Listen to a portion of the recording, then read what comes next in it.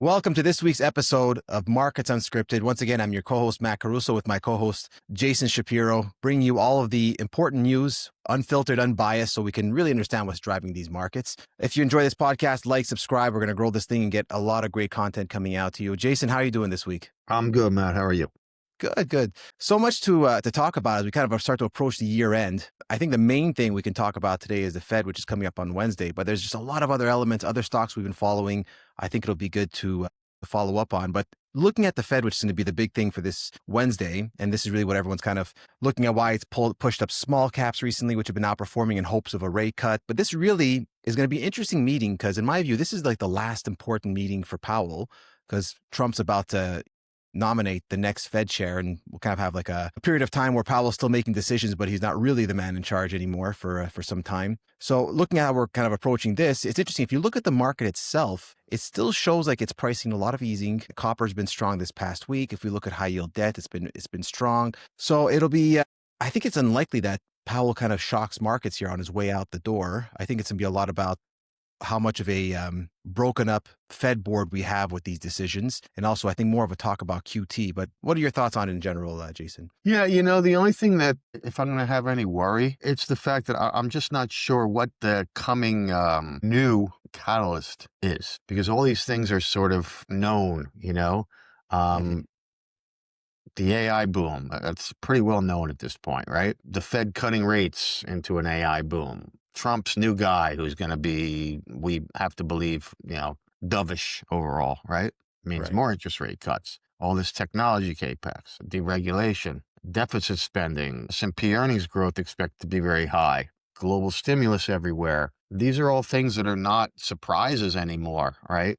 So if they are not surprises, then in theory, they should be already in the market. And if those things are in the market, then what is going to be the surprise upside from here? Mm-hmm. That's the only thing that kind of has me a little bit concerned. Having said that, the inflows into the stock market just continue. You can say whatever you want that these things are all in the market. If every month more money comes into the stock market, then, there's a pretty decent chance that the market continues to be fueled higher. And I don't mean to be like, hey, I'm super bearish because of this stuff. It's a little bit of a yellow flag to me, because of the discounted nature of the market, and if all these things are already discounted in, then what? So that's a little bit of a yellow flag. Other than that, I think we're all fine. Well, I think this is sometimes you fall, not just you, but just in general, we fall into this bucket where you start to get worried about things being priced in. I think especially my focus is always growth stocks. So that's always the worry. Is it priced in or what? And that's why there's just such an importance I always put on technical analysis. I think you have a bit of a love-hate relationship with it, but I think you're applying it in through price anyways, whether you list charts or whatnot. But sometimes the news is good and the fuel is there to propel it higher. And like you're saying, it's a matter of when is it fully discounted in the price. It's hard to know that. So I think that's just where when you have this nice uptrend, when you have these good catalysts coming your way, then the key is really just, even if you're worried about being discounted in, it's a matter of what does price action tell you? Because sometimes, things can go a lot further. People can get a whole lot more excited. Multiples, valuations can expand, or multiples can expand just out of excitement. That whole, Greenspan in 1997 said there's irrational exuberance, but the bubble only topped 2.5 years later. So, that's how I like to approach it. I think even going into this Fed meeting, I think this still has tailwinds into the end of the year. But is there any other way you'd approach it yourself, or just out of kind of intellectual curiosity, or is this something that's worrying you, or how are you actually approaching it, like market-wise? No, I think your point is well taken, and I personally think that your point is straight on, is right on, which is we can sit here and we can talk about stuff discount. We can sit here and talk about whatever we want, on a macro level, right? Including is this stuff all discounted in and whatnot, and can sit here and, have those discussions all day long. But at the end of the day, the market's going to tell us, like I always say, right? So all this is really just conversation. The more important conversation is how is the market reacting to it? And you can call that technical analysis if you like. I personally call it tape reading. A lot of different ways to read the tape. I like to read the tape as how does it react to incoming news events? Other people, I think like you, do more technical analysis type stuff. Here's the tape. That's all that is too, is a form of tape reading, right? Right. So you're right. Why sit here and try and guess if this stuff is discounted in? Why not let the market action tell you if the stuff is discounted in? And market action either being, like I say, reading the tape the way I like to do it, or looking at some technicals and that, if the market's breaking down, then there's the conversation's over. You know what I mean? Like there's your answer, rather than try and guess, let the market tell you. That's always what I'll say and always what I'll always say. So yes, your point is by me is very well taken. Well, just, something we were talking about before we started filming is as we approach kind of the Fed and these worries, something that a lot of people have been reaching out to me about lately is, it's been a good year in the markets, Matt. So maybe that leads to a good year in seasonals, but then start of the year, January, we're probably going to see some selling because of tax loss selling in all of this, which to me has been the negative element I've been seeing. I thought it was interesting because looking back at the year, and while in the middle of it, it's hard to see sometimes as amidst all the action, the market's ending the year basically at all-time highs, the year's highs, which is quite a feat. But I just went back. I said, I started to do some looking. I said, what are all the main worries this year people had? I think we forget 2025, although the end of the year, the Qs had a good year and other indexes not so much, but especially the NASDAQ had a good year, S&P a little bit, but there was the DeepSeek worries in January. There was the inflation resurgence early in the year. Then there was tariffs and trade war. Then everyone thought that was going to be a recession. Then if it's not a recession, it'll be stagflation. Then if it's not stagflation, we're going to have margin compression, so the stocks are not going to do well. Also, I forgot to mention during the tariff rout, the bond market was going to fail and collapse and all that issue. Then the Fed was going to be hawkish. Then in September, we have to sell in September because seasonally it's a bad time of year, and we have to buy in November, and that was an interesting way to go. And then the AI bubble for CapEx, we solved the bubble, and we're all going to blow up, and that's the end of all of this, and it's a big Ponzi scheme and all the rest. So just not that bad news can't have an impact. And markets don't just go up all the time. And this year's a great example of even the hard swings within a year. But there's always this boogeyman that I find if you want to be negative, there's always going to be something to be negative about. Same with being positive. It's kind of like that broken clock is right twice a day type of mentality, which drives me crazy. Especially, the whole point of this podcast is to have it, authentic talk. But everyone is either kind of this categorical bull or categorical bear looking for this constant just reassurance of like, oh, it's good to be negative because it's going to be bad, or it's good to be positive because it's going to be good. So that's why I think to your point with, watching the Fed, it's okay to have two sides of the view because that's really what the market is. But then after really it comes down to timing. So it's just an interesting year. I don't know what your thoughts are on the year as well, but interesting year to see progressively bad news all year long as markets rip to all-time highs. It's kind of amazing for me to see that. Again, I think your point is very well taken. And I think that this points to the importance of doing exactly what you just did. The importance of keeping some form of trading diaries to track these things so that you can go back at the end of the year and see just how ridiculous a lot of this stuff is. Mm-hmm. Right? I always say, go back to some period, whatever, January 1st, and look at all the news that came out and what do you honestly think the markets would have done given all that news? And then look at what they actually did do, right? And most of the time, what you would have thought, it's hard to say because you already know what they actually did do, so you have a bias, but what you would have thought is usually a lot different than what actually happened, which is why this whole people are trying to forecast the news, which is hard enough to do, but then you have to forecast what the market's going to do on the back of that news, which is just the next derivative of difficult to do.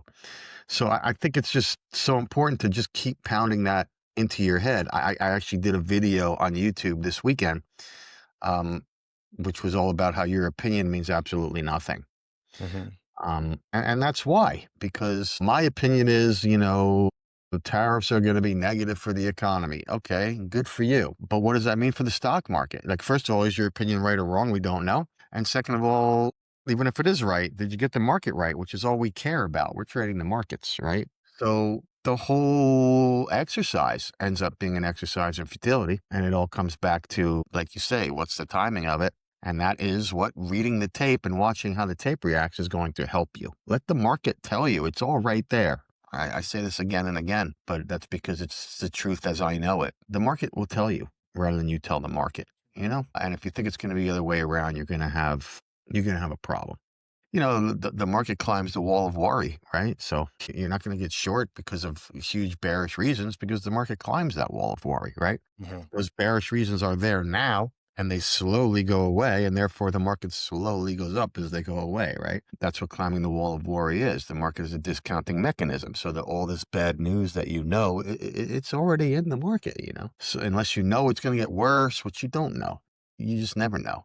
Obviously proved more than anything, right? Mhm. Because when Trump first announced all the stuff and the tariffs, it looked like the end of the world. But then come to find out it's a negotiating tactic. He starts at this and then slowly he reduces it as he negotiates, and the market slowly goes higher as he reduces that bad news, right? I mean, there's the wall of worry being climbed right there. So I think you're right.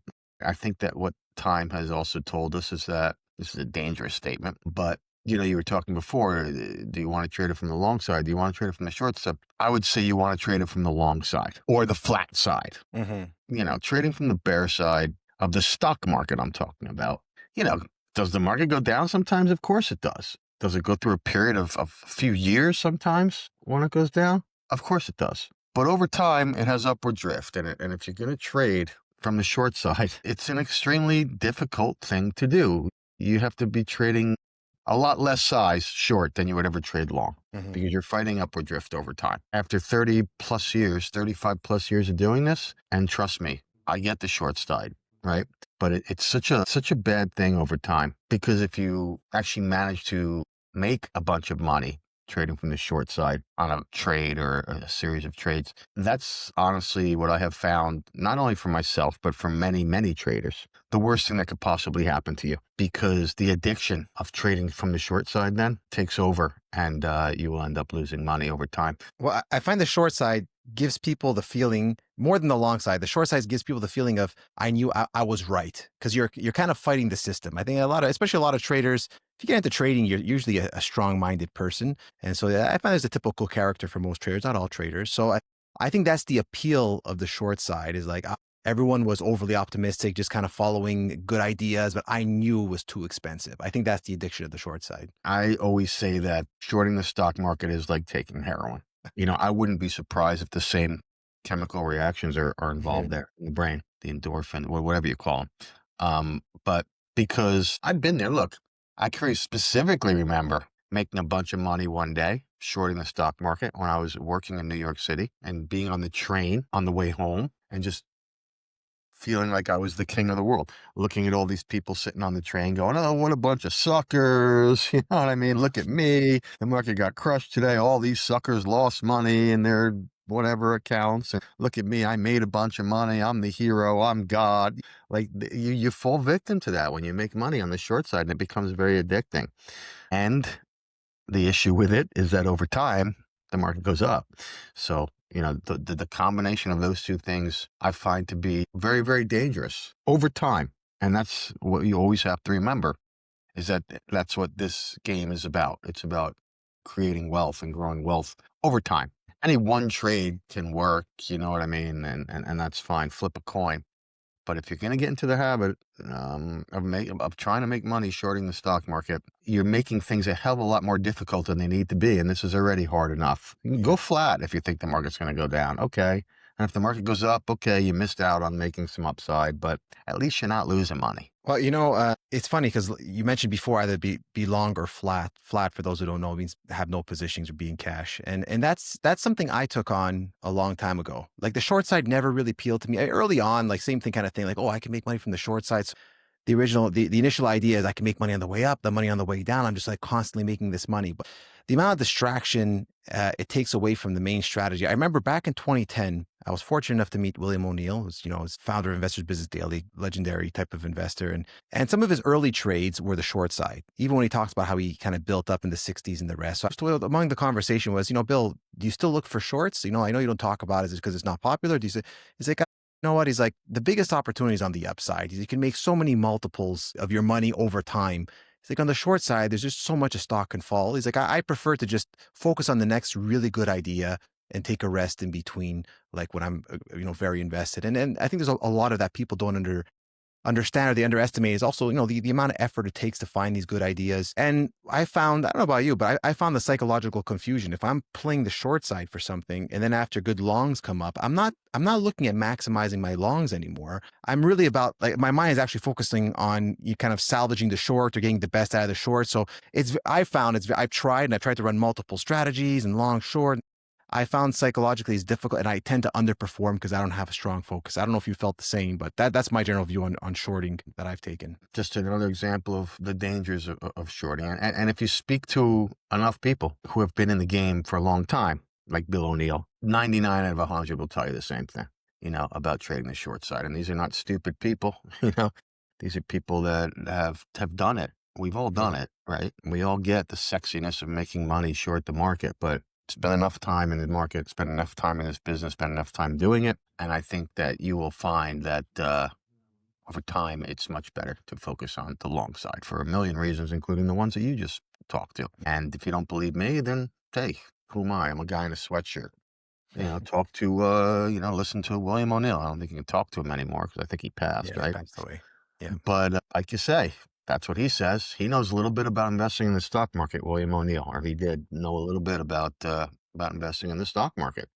And there are plenty of other people that tell you the same thing again and again, So that's what I think, that's what I think. Well, let's turn our attention to some of the stocks and trades we've been following here. Let me just get my screen share going. So up here at Oracle, they have their earnings on Wednesday. Let me bring up a daily chart rather. And so last week, this had a good move off of the bottom. And it's just, we really had so much worry about them kind of blowing things up in terms of debt. We had similar worries with CoreWeave, which this is interesting today on CoreWeave because they announced a convertible debt this morning before the market started. It's down 4.5%, which sounds like a lot. But if you look at what this stock, the kind of drop this stock had, which was primarily based on too much debt and excessive CapEx spending and part of their CapEx being delayed because of contractor issues or whatnot. Interesting to see a lot of strength last week was led in some of the most beat up names. We'll see if it continues. But also, I think this is an interesting tell today that the stock is down 4%, but given news of additional debt, convertible debt, I think it's a pretty good reaction on the surface. We'll have to see how it kind of ungoes when the pricing comes out. But I think if the pricing comes out for CoreWeave and we don't kind of fall apart here, we can push higher. I think that's a real positive improvement for the group. And not that we have to buy these beat up stocks. The way I like to look at it is if the worst out there or the stocks under duress, if they can find a floor, what are the better names going to be doing? So interesting kind of news that came out here in reaction. Yeah, I wasn't even aware of that. That's a great point. I haven't looked at CoreWeave in a long time. So this one sort of talks to a point that I've been making recently, which is, is AI a bubble? Is AI a bubble? Is AI a bubble? Well, it's been the question all year, right? Well, a lot of these stocks like this one, this thing went from 180, it looks like, to 70. That's a pretty serious drop. So if that's a bubble, if that was a bubble, then a lot of air has been left out of that bubble, out of that bubble, right? And that's the case with a lot of these other ones too. There's quite a few of these stocks that have gone down 30, 40, 50, 60%, right? I know that, Palantir hasn't dropped that much, and certainly Nvidia has not dropped that much. But a lot of these names that were the most bubblicious of them all, have dropped a lot. So that's air being let out of the bubble. So we're clearly in less, just because Nvidia hasn't dropped like so much, but a lot of these names have. So there has been air let out of that bubble. And like you say, despite the fact that some of these names have dropped 50, 60%, the indices are within a couple percentage of all-time highs, right? Which in itself indicates that there's strength, air was let out, but the indices are still strong. So I don't know. I see that as sort of a positive development in the tape to me. Well, it's funny because sometimes I've been in that situation too, where you get this negative thought in your mind and you can point to one stock, but then you look at the market and you're like, but how is the market at highs? Like what am I missing? And I think that's our job, especially on the stock side. I know you trade a lot of the futures, it's a bit of a different bag, but on the stock side, if we were talking about this last week, we were talking about applied materials. That was last Monday. We were around here, and this is the kind of strength we've had. We spoke about, I believe we spoke about some of the other kind of testing equipment. Frame that applied materials chart. It goes to everything that you talk about, right? And that I agree with The stock market was selling off, right? This thing made new highs. What is that telling you? People Yeah. have just forgotten about AMAT. Oh, we sold all our other stock. We just forgot to sell our AMAT. No, that's not how it works, right? It's telling you something. And look what it told you. Look at that day right there where it made new highs. And then look what it did after that. It made new highs Yeah. at like 242 or whatever around Yeah. there. And then look what it did, straight to 260. That, people, is what you want to be trading in. That right there. It's Hmm. not the market has gone down and this stock hasn't gone down, therefore I'm going to sell this stock before everybody realizes it, right? It's, you have to know that everybody does realize it. There's a lot of people out there paying a lot of attention to the market, okay? You're not going to come up with something that they didn't figure out, right? So it's not that. It's the market has sold off and this thing is touching all-time highs. I want to own this thing, not I want to sell. Is that going to work every single time? No, but nothing does. But over time, that's how you want to be approaching the market, just like that. And it's not like we're retrospecting this, because our man Matt pointed this out last week as this was happening, right? This is a lifetime experiment showing exactly what he is talking about. Yeah. And I what's got my interesting. law. We talked about law last week too, which was the same thing, right? Oh yeah, beautiful. Look, we were just talking about how this was last Monday, so this before it broke out, and then we kind of broke 730, and that's quite a We were move for a saying the same $7 thing. fund. This is an AI Yeah. stock. The AI stuff was coming off. The NASDAQ was coming off. This thing refused to come off, went straight back to highs. And lo and behold, boom. It's like you say, the ones that are doing well when things aren't going well, how are they going to do when things do start to go well? Yeah. You know, they're probably going to go better. I mean, today's not a particularly good day in the market, and this thing is breaking out. Hmm. And like I said before, these are lifetime experiments, right? We are not going back in history. And, we talked about this literally last week and made the point, right? So, and again, not going to work every time. But over time, this is how you want to approach, I believe, these things. Any asset, but we're talking about stocks here. And I think what's helpful as well is, any stock can have a good one-day news event or an earnings report that kind of pushes it up. But just like going back Right. to applied materials, if you look at the group, like this isn't with, semiconductor testing and all the rest, and NVIDIA gets all the attention and all of that, but there's the rest of the supply chain that's important too. So, one stock kind of that's adjacent, that's within this group is Viavi Solutions, which I have a position in. This is something I've been building for some time. But this also to new highs today. Another stock I had recently was Teradyne. I don't remember if we spoke about it on the podcast or not, but another one new, and this is the whole group move. So it's what I love. What I love about stocks versus commodities, and there's the pros and cons of both sides. Is like if you do the deep work, if you look from the bottom up, you can find these themes that are going on where you can kind of see the money flowing. It's not just a one-off news reaction, but there's something going on in that specific theme. And we saw earlier this year what was very quiet was all the hard drive makers. And then I guess someone woke up and said, hey, with all this AI data, we're going to need a lot of hard drives. And you saw things like Santis go from 40 to 280 and other ones as well. So interesting that a lot of these kind of testing companies, Viav does testing of the equipment and all that before it ships. Like if you look kind of bigger picture of things, these are just kind of coming to life as of October. So these are some potential new leaders. While everyone's kind of fixated on CoreWeave and NVIDIA, a lot of the newer stocks, there's still really good action, which is seeing the market so strong. This is where I think I see a lot of action kind of flowing in the innovative space. There's the non-innovative stocks as well. Transports have been strong, et cetera. But I like to play in the stocks that are more innovative and quite a nice group move here. Yeah. I mean, the proof is in the pudding, man. Uh, well, there's as we look at these stocks, 'cause these have big moves, and I had someone reach out to me this week, and we were talking, and they're saying, I have a friend of mine. Every time the stock breaks below a base, because everyone's getting shaken out, he just buys a lot of that stock, and then it just kind of rips to new highs. And he's like, he's had such a good year, and he just, and it's funny. I asked kind of all the different questions. I'm like, let me guess, did he start off like smaller size, and yeah, now he goes in with his whole account every time it breaks down. I said, well, I don't believe in giving, I can't give financial advice. I'm not an advisor. I'm just managing my own capital. But I said at some point that guy's going to blow up because there's going to be one trade where you're going to go with all. That's a mathematical. I said I don't like to talk about certainties in the market, but that's a certainty. And then I was looking at the news that Carvana was put into the S&P 500. This chart looked nice, but if you zoom out at what Carvana went through, this was the darling in '01 because of the used cars and all that. This Yeah. went from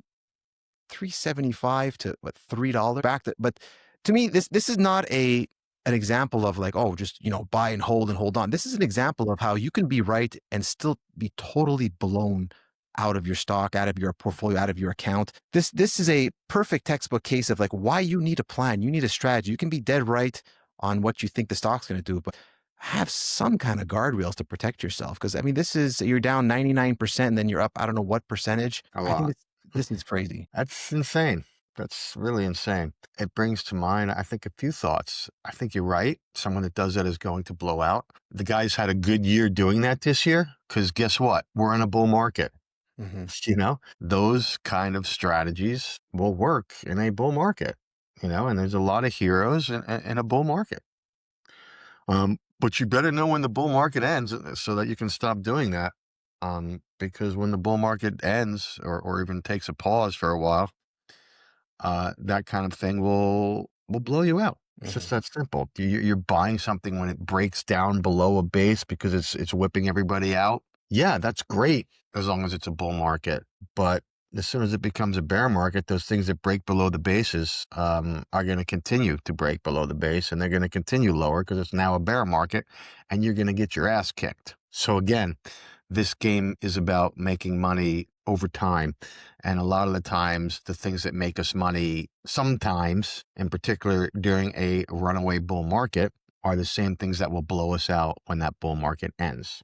It's pretty efficient, really, if you think about it. So yeah, I agree with that. Anybody who is buying Carvana on that way down, I mean, every time it made a new low, what if you were buying the breakdown below a base of Carvana on the way down? Yeah, you would have bought there, and then you would have bought there, and then you would have bought there, and then you would have bought there, right? Yeah. And you'd be blown out, right? You would be blown out in that situation. This also reminds me a little bit of Amazon, because I remember Amazon, which at the time was a book selling company. You talking .com here, Jason? Yeah, sold books and sold CDs, right? I have it marked up. The thing dropped 95%.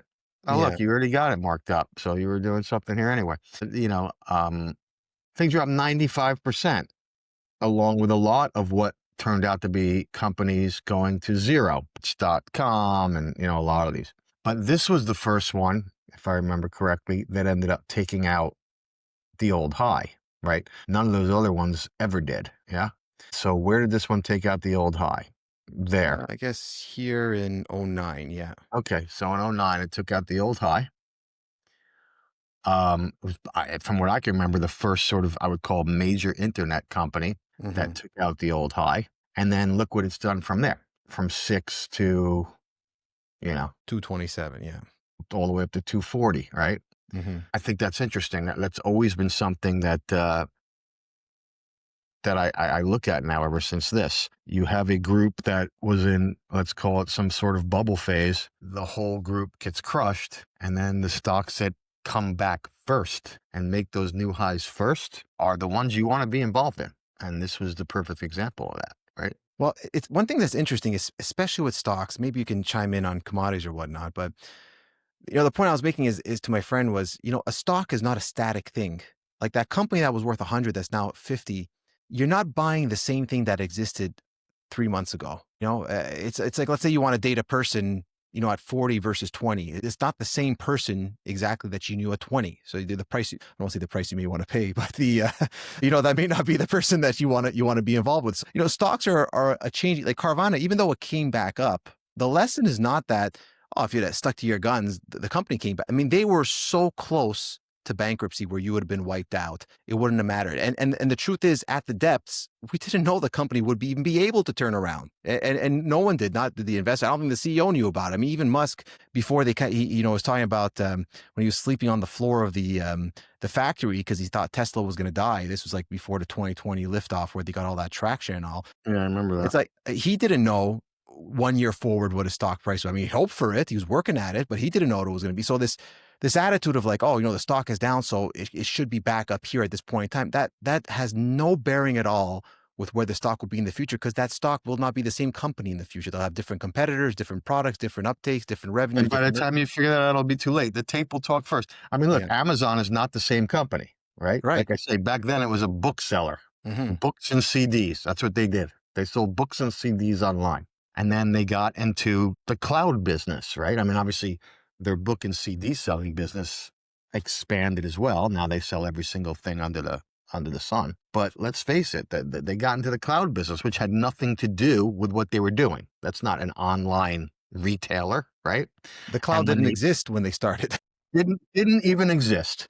And if you were buying that stock based on that, then you're clairvoyant because no one even knew what the cloud was, right?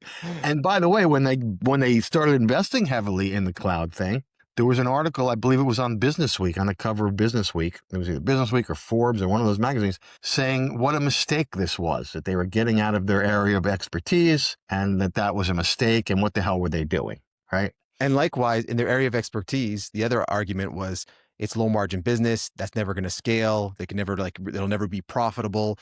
And I remember that was the big, I mean, we're talking about '09 is when they took out their 2000 highs. That was 2011.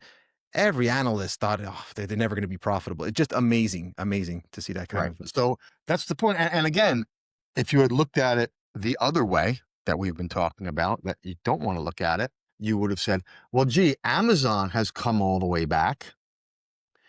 And my old pets.com hasn't come back at all. So pets.com is cheap. So I don't want to buy Amazon back at new all-time highs here at 6. I want to buy my pets.com because that one hasn't come back. Well, that's fighting the tape. Yeah. And that's exactly what you didn't want to do, right? You don't Yeah. want to buy the ones that didn't come back. You want to buy the ones that did come back, because they are showing strength and they are showing this. You would have gotten into this before the whole cloud thing, You would have sounded smart when it broke its highs in 2009. Oh, I'm getting into Amazon because they're going to get into the cloud, and the cloud is going to change the world, and it's going to be the biggest business over the next 15 years, and they're going to make billions of dollars. You would have sounded like a genius.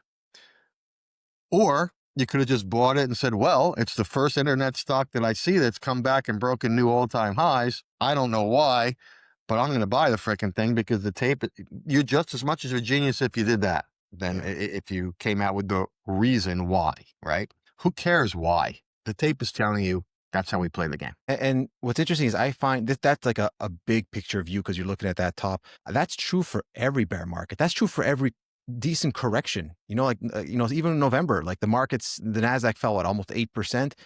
Who are the first stocks to get to highs? AMAT, TER. Who's still running? They're the ones that are still.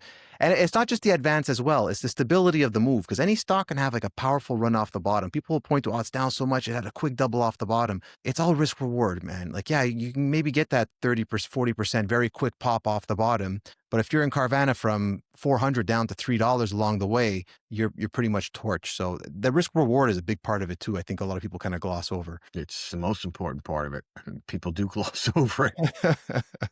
So speaking of risk reward and glossing over all of this stuff, last week we were talking about cotton as one that you thought was setting up for a potential move. It's kind of just treaded water since then. It hasn't really done anything. I know the COT is still kind of slow to get back into gear. Have you seen anything change with cotton, or have you found any? I know you mentioned you were going to look into some derivatives. There's any other kind of ways for other kind of indirect ways to play, but is there anything you've seen change within cotton, Jason? The positioning changed a little bit, but the positioning is still delayed for the COT. So I have some issues trying to read live positioning. So in that kind of run up in late October, we're all the way back to the last week of October for the current COT stuff. Thank you to the government. So in that run up in cotton into late October, a lot of the short, not a lot, but a good amount of the shorts did cover. And then the market went right back down. So did they get reshort or not? I can only guess is my problem, which is why I'm not taking any of these trades right now, because I'm not into the guessing game. But the important thing for that stuff is going to be tomorrow. We get the WASDE report, which is the most important sort of monthly report for these agricultural products, including cotton. So if I were confident in the positioning, which I'm not, but if I were and I were looking to buy cotton, I would be looking at tomorrow's WASDE report. I would be looking for that report to be negative cotton, bearish cotton. And then I would be looking for cotton to fight that off and go up anyway. And that is where, that's how I would be trading it. That's how I trade. So that's how I would be trading it if I were confident in the positioning stuff. That's really the cotton thing. A similar thing in soybeans, where we saw into late October, we saw people getting pretty damn long soybeans. One of the biggest sort of 2-week moves into long soybeans that I've ever seen, which you can see there was a big rip up in the last 2 weeks of October in soybeans. And I know most people are going to trade soybeans, but it doesn't matter because this is important talk for how all markets work. But we had a pretty quick move to the long side in soybeans in the last half of October because we had the government, really pushing the idea of China is going to buy soybeans, etc. So on to assume they got even longer in the first half of November because beans continued up. And then they started failing. So the WASD on that as well is going to be interesting to see how it reacts to either bullish or bearish news. We've had a pretty decent fall in soybeans since. Great reversal day, obviously right in the middle of November there. So that's kind of the things that I'm looking at in those terms.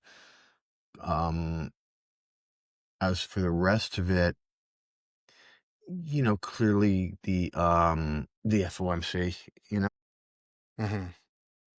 I personally like when news comes out that is different than the expectations, because then the market has to shift, right? And I like to see how the market shifts on that. That to me is important. So the issue we have with the FOMC, in my eyes, is we've got a 90% chance built in that they're going to cut rates a quarter point, right? So if they cut a quarter point, then what does that tell us? It doesn't tell us anything, Yeah. How's the market going to react to that? In theory, it's going to do something, but it shouldn't do anything because that's already what's built in on a 90%, it's already built in. But then of course, that's why what they say afterwards becomes so important, right? Are they going to be hawkish? Are they going to be dovish? What are they going to be? And then see how the market reacts to that. I personally would love if they didn't cut rates, because that would then give us a great read for how the market's going to react to that. Small possibility that happens. And then there's the other thing that makes this FOMC particularly difficult, as you touched on earlier, is that, now it's done. Whatever they do, they cut 25. Okay, that's done. The question is what's going to happen from here, because we're getting a new Fed chief, and he's theoretically he's going to be on the Trump train and he's going to be on the dovish train. So, that makes this particular FOMC, I think, a little bit difficult. If there were a place that I was looking to do something, my number one place at this point is currencies. I think that if we can get them to cut first, and if we can get them to be dovish second, and the market could start discounting in even more cuts, which they should discount in anyway, I think, given the new Fed chief coming in. But if we can get them to do that, and then the dollar can refuse to go down on that, I would be interested in getting long dollars. The bearish dollar trade is still out there. The bearish dollar positioning, certainly as of the end of October, is still there, and the dollar is really where it was at the end of October, so I wouldn't expect the positioning to be too different. So that's sort of the first thing I would be looking at FOMC wise. The second thing I would be looking at is bonds, and in particular the yield curve. What we found out as the data has come out is that sort of move up in late October, or for the whole month of October, really, in bonds. We saw a lot of buying in the long end of the bond market, and has since last week of October has really come off. It's indicating that the yield curve should steepen, which has been what has been happening since that positioning got that way in late October. I like that because the positioning is favorable towards it, where we have speculators sort of very long the long end and short the short end for some reason. So the long end should go down relative to the short end, which has been happening, but it also kind of has always made sense to me if that's the case. At some point, if they are going to cut rates and continue to cut rates into growth, into a growing economy, into a potentially more inflationary world, and yet they're going to keep cutting rates because the king wants us to. And the king is only going to put people into the position that agree with him. Let's just say it's wrong, whatever that means, to cut rates. They shouldn't be cutting rates, but they are. Well, what's that going to do? That's going to cause a steepening yield curve. Because the short end is going to stick with the Fed funds. The shorter you go, obviously, the more it's going to stick to Fed funds, whereas the long end is on its own. The long end will start to build in, obviously, more. Either it's more growth or more inflation. It doesn't matter which one. Either one of them gets long rates to go higher, right? So I really think that that's an interesting trade. The steepener, I think, is a very interesting trade going at the FOMC. So those are really the two main things I'm looking for. I don't know what necessarily it means for the stock market, but I am interested because I don't have a massive any kind of one-sided positioning in the stock market right now. So therefore, for me, there's no edge. But it will be interesting to see how it handles. Again, are they going to be more dovish? Are they going to be more hawkish? And therefore, how does the market react to that? I'm always about, as we've talked about, I can't predict what they're going to do, but I can observe what they're going to do, what they do, and then I can observe how the market reacts to that. That's what this is all about to me. So that's what I'm looking at. And as far as potential trades, I think the $1, the yield curve too, are really the things that I'm looking at. For the dollar, is there a specific pair you're watching or just the dollar basket? I like the dollar index because that's the most crowded trade. The euro also. The euro is a big part of the dollar. Yeah. Anyway, so that would clearly be a long dollars, a short euro type of thing.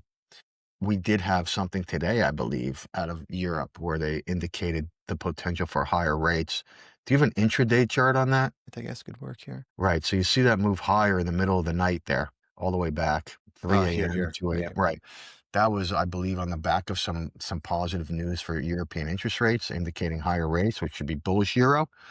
And that lasted for about 5 minutes and then failed, right? And I believe that's because people have become relatively too long euro here, too short dollar, too long euro here. And that's the market action sort of telling us that there, right? So that's the kind of things I'm looking at. And then you can start to, this is the good thing about this stuff. You may not care. You only trade stocks. So who cares about dollar? Who cares about euro? Who cares about soybeans? Who cares about cotton, right?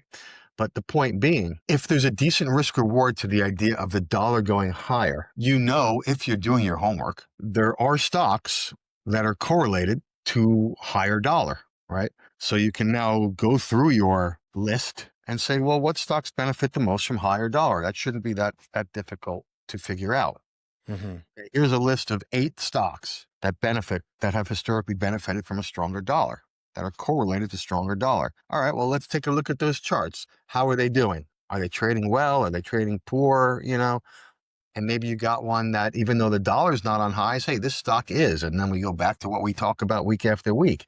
This one is showing relative strength. How's it going to do when the news is actually positive for the thing, right? So you can sort of go through that list. Here's the stocks that benefit from higher dollar. Shapiro is saying there's some decent risk reward here for higher dollar. Doesn't guarantee it's going to happen, but there's some decent risk reward to that idea. Here's a stock that has traditionally been very correlated to higher dollar. How's it trading? It's trading well. All right, maybe it's worth a punt there. Maybe that's worth taking a look at. That's what's kind of good about this stuff and what can help, even if you only trade stocks. You can do that type of thing. And you could do the same thing with cotton. I'm sure there's companies out there that benefit from higher cotton prices. I'm sure there's companies that benefit from lower soybean prices. I'm sure, I saw the government came out today and is doing some kind of $12 billion stimulus for farmers because they're hurting because of the low agricultural prices, which I don't want to get on a political rant or anything, so stop me, but $12 billion for the farmers of America. I mean, this government pisses $12 billion. It doesn't even mean anything to them. That's all they can come up with. Like, I'm not here to say that they should or should necessarily do this, but if they're going to, come on, man, step up. What is $12 billion to these people? What's the deficit? Yeah. These people spend trillions and trillions and trillions of dollars, and they're supposed to be America first, and we're going to save the American farmer and American manufacturing and America this and America that. Meanwhile, how much money do they spend on all these, Ukraine or whatever the hell it is? It's a hell of a lot more than $12 billion, right? Well, So speaking of a higher dollar, though, that would help farmers for exports. I mean, anyone really export based, so that's something to maybe keep in mind as a potential benefactor of the higher dollar, if that's part of the plan. Though, anyways, we'll have to see how that plays out. that's my point. Is there's a lot of derivatives to these type of ideas, even though you may not trade dollar or may not be interested in trading dollar. As a stock trader, which most people are, you are interested in the derivative of those type of things, in particular dollar, in particular the yield curve. The yield curve has all kinds of implications for various type of stocks. Like banks have always traditionally been correlated to the yield curve. If you think the yield curve is going to go steeper, then that's usually beneficial to banks. So bring up your banks, see which ones are trading well. Well, speaking of banks, they've been very, very strong. Let me see. Make sure I'm sharing my screen here.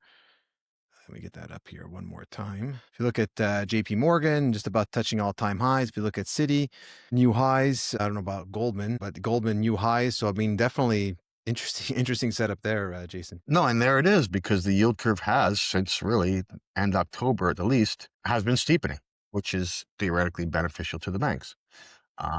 And so therefore the banks have been, there's no coincidence there that the banks have been showing strength as the yield curve has been doing that. So if you saw at the end of October, which in fairness, we didn't, because the government shut down, so we didn't have this data at the end of October, but usually we will. So let's just pretend that we did have that data at the end of October, and you looked at it, you said, oh, there's a good risk reward here that the yield curve is going to steepen.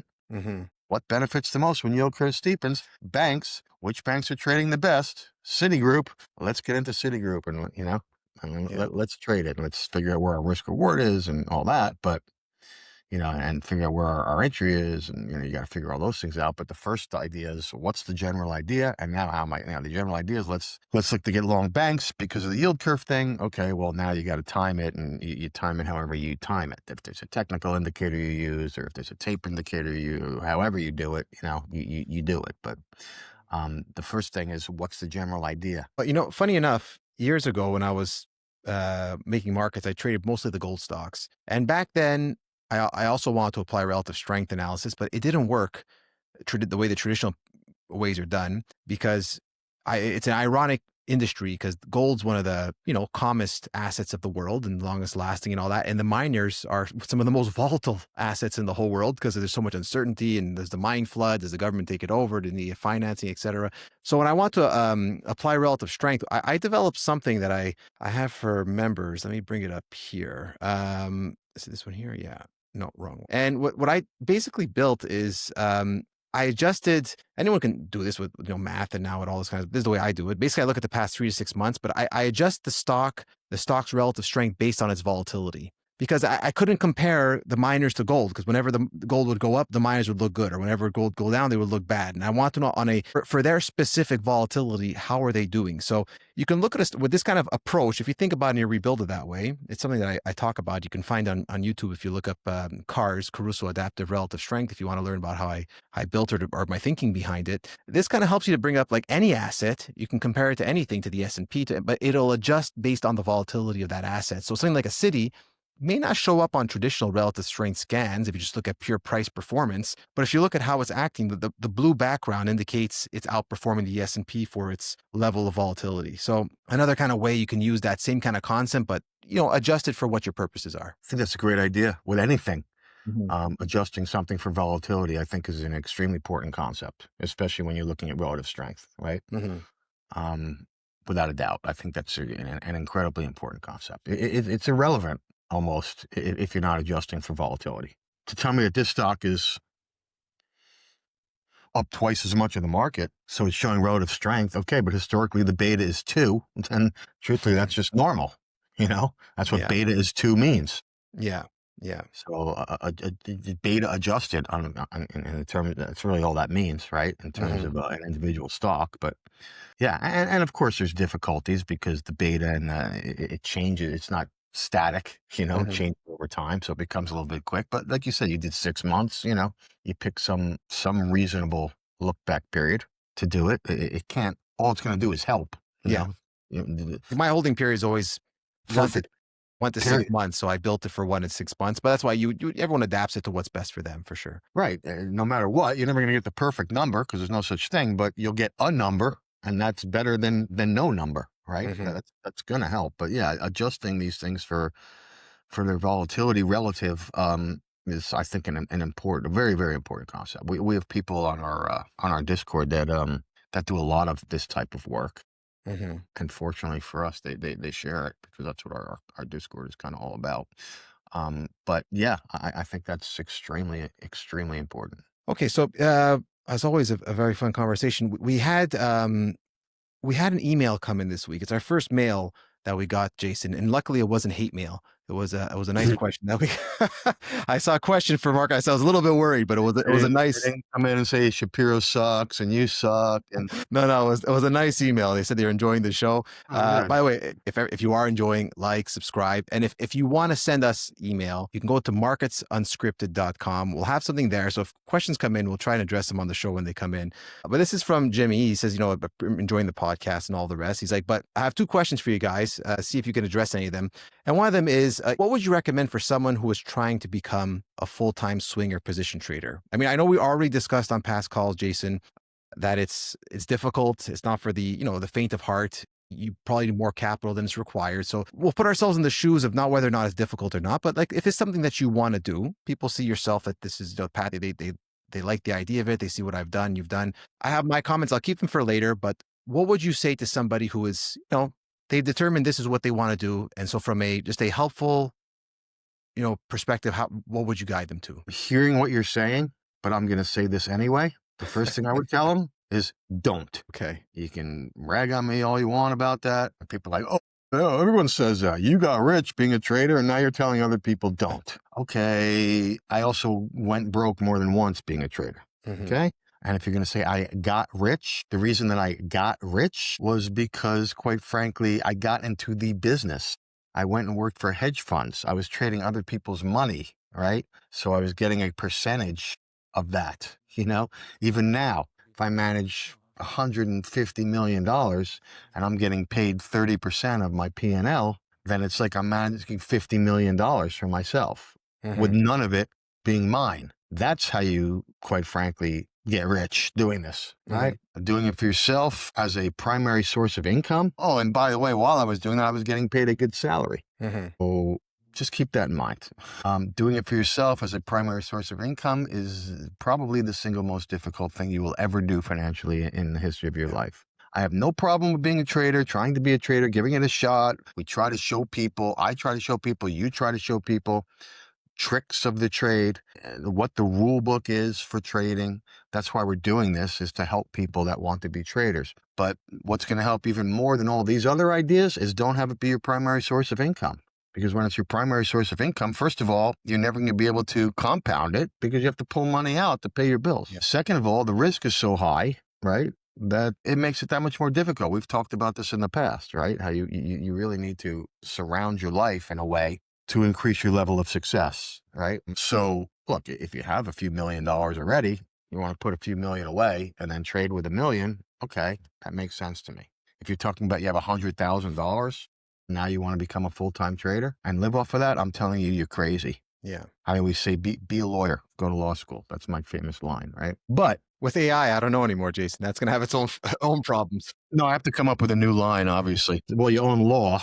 Yeah. And then you had, your law degree with the LAW stuff. There you go. That's better. That's better. My brother is a lawyer, and I actually told him that. And he was telling me this weekend that he went to a conference, and it was all about AI, and he came out, and my brother's not a technology guy, and he's older than I am. He's 61, so he's approaching the end of his career. So he's not too concerned, but he's like, man, from what I could tell, this shit's going to be irrelevant inside of 5 years. He goes, for certainly any kind of person working for a lawyer is going to be completely irrelevant inside of a year, right? And I was like, keep talking, man, because I own LAW. But if you are dead set on not listening to that advice and you're dead set about doing this, and the question is, what's the question? How to go about doing it? Let me just get the exact phrasing. It was, what would you recommend for someone who's trying to become a full-time swing or position trader? Maybe you can speak to tactics. Yeah, I mean, we speak to tactics every time we do this, right? You Yeah. speak to tactics, I'm sure, with the people that are in your group. I speak to tactics all the time. That's really what my whole thing is about. People like to maybe sign up for these things because they're looking for someone to tell them what to do, what trades to make. And I'm always saying, while I show my trades and my setups and why I'm doing what I'm doing, that's not what my service is supposed to be about. It's supposed to be about tactics. Here's what I do. Use that to help you do what you do. And then we have hundreds of other people talking about what they do, and you can use those, and we're all trying to learn from each other. But what I would say is you have to come up with your own process. You need a process that, we've talked about this before, is counting cards. This is a casino. There is one way that I know of to beat a casino, which is counting cards. You have to come up with a way to count cards. That's first. And then once you have a way that you feel is successfully counting cards, you then, of course, need to have the discipline to only follow that and not stray. That's the way to do this. That is the way to do this. How do I come up with a way to count cards and all that? Well, read, listen, learn. We're trying to show you how we do it. I'm trying to show you how I do it. Matt does it a different way. He's trying to show you how he does it. There's other people that are out there. I would also say stay as far away as possible from anybody that is giving you a tip sheet. I was never in this business, I guess you would call it, of doing this type of thing. It all kind of came to me after I was in this book and people were asking me, and one guy started this web page and I agreed to do it.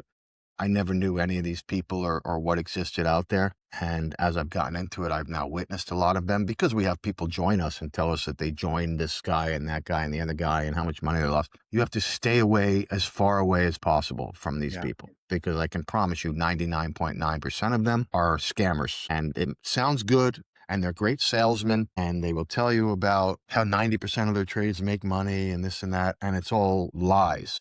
You have to understand that there is no regulation in the YouTuber business. I can get on YouTube right now. I can't, because I am regulated, because I'm a money manager. And when they audit me, they would find that and they would fine me or ban me or whatever. But if you're not an actual money manager and you're not regulated by the SEC or the CFTC, you could get on YouTube right now and say, I made 500% on my trading last year, and I had 100% winning trades. And you could be lying through your teeth, and there is nobody to stop you from lying through your teeth. There's no regulation in this business, so there's nothing stopping you from lying. So keep that in mind. Stay away from that. You have to do your own work. You have to develop your own process. And the best way to do that is take things from other people that have proven successful. Right? Take this, take that, take this, take that. If I wanted to be a Major League Baseball hitter, I would read Ted Williams' book about how to hit a baseball. Could I ever swing like Ted Williams? No, because I have a different body. I'm 5'9".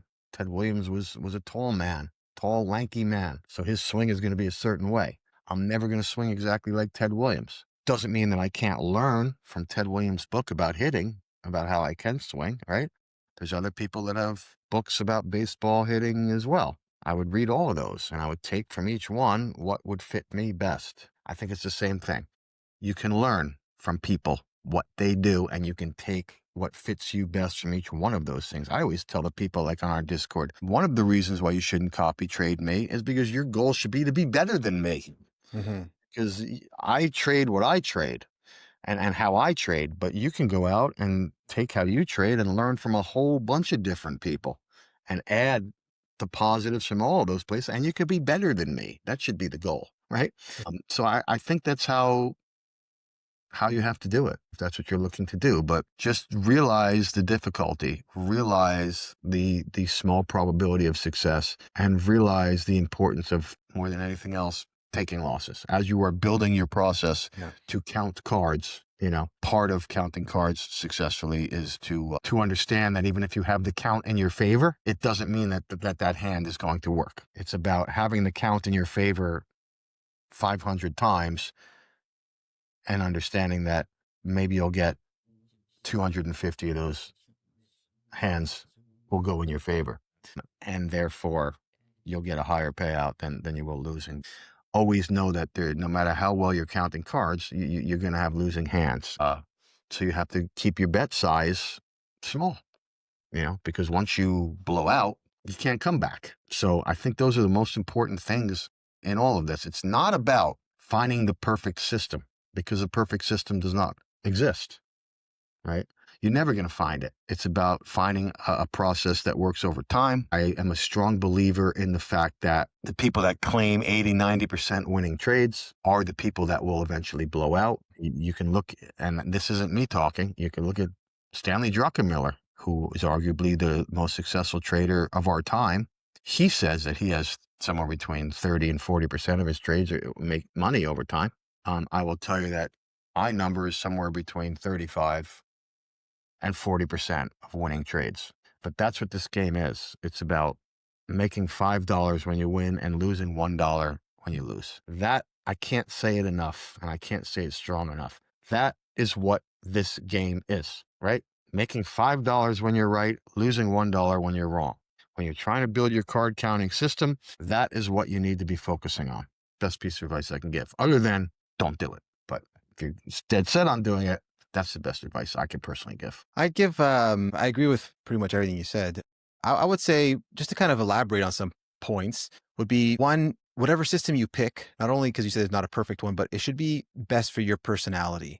Some people like fading markets or like buying pullbacks, some like buying, whatever it is some people like focusing on stocks, some will trade come out, whatever it is, you can't be forcing it because you think someone else said it's a good idea. You got to have to like the idea of the process, so that emotionally you're not going to fail when you're put in kind of the tough situations. And then once you do figure that out, focus. So many people will bounce from strategy and stuff. I mean, I did that a lot, and that, okay, maybe I learned a lot about different things, but it definitely helped me back before I became a specialist. You always remember, specialists make the most money, not generalists. So you want to specialize in whatever strategy is that you want to do.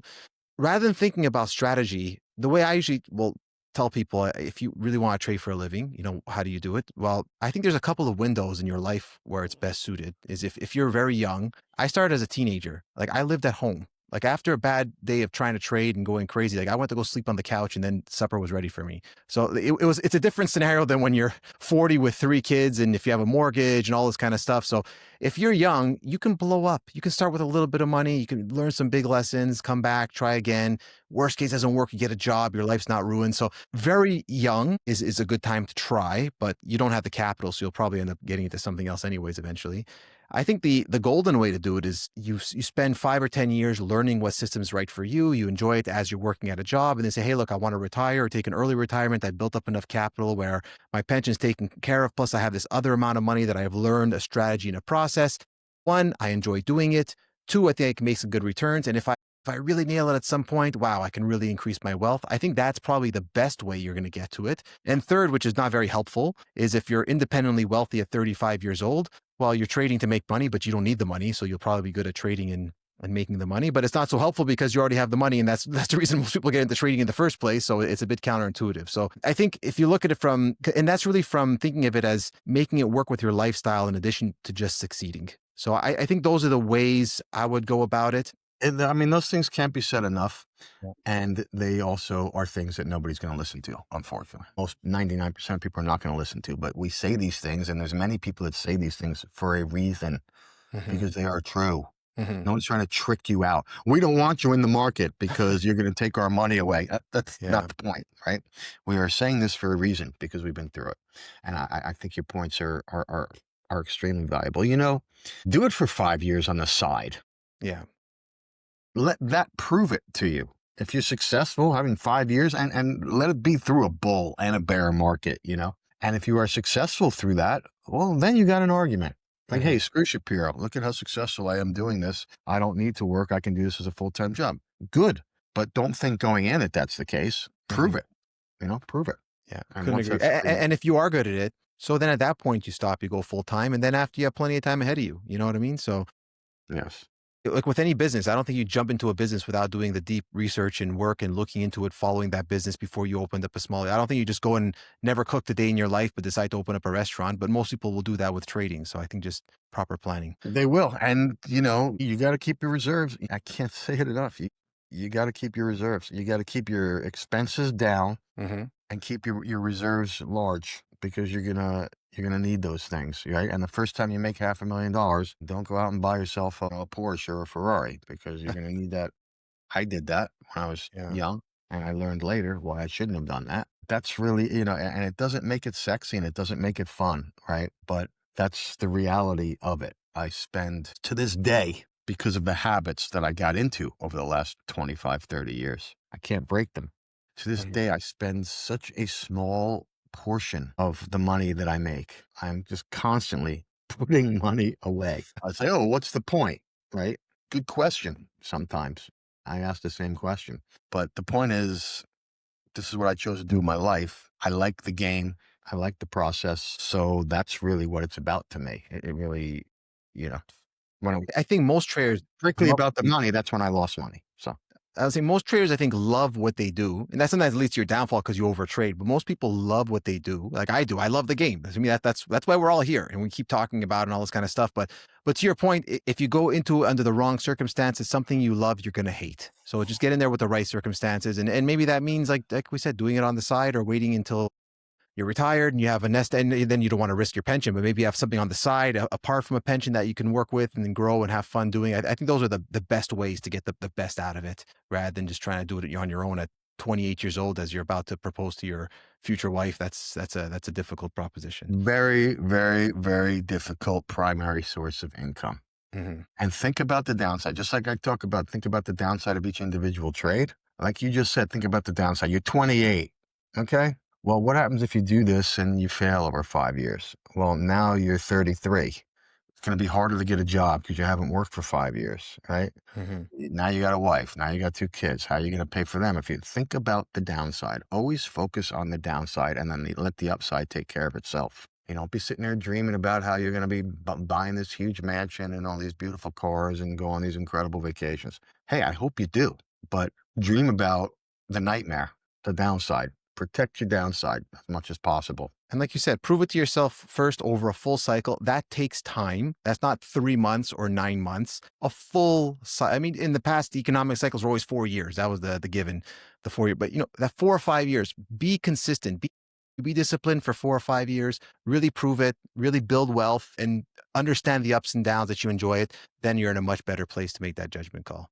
If anyone else wants to leave again that mail, it's marketsunscripted.com. You can go there and leave us a little question and we'll try and bring them in on the different podcasts. Like, subscribe. And Jason will be back next week. We'll check those trades we spoke about, the steepeners, the dollar, the euro, the testing equipment, AI, and we'll see what the Fed has to say. Thanks so much again for another podcast here. Awesome, man. Thanks. Talk soon.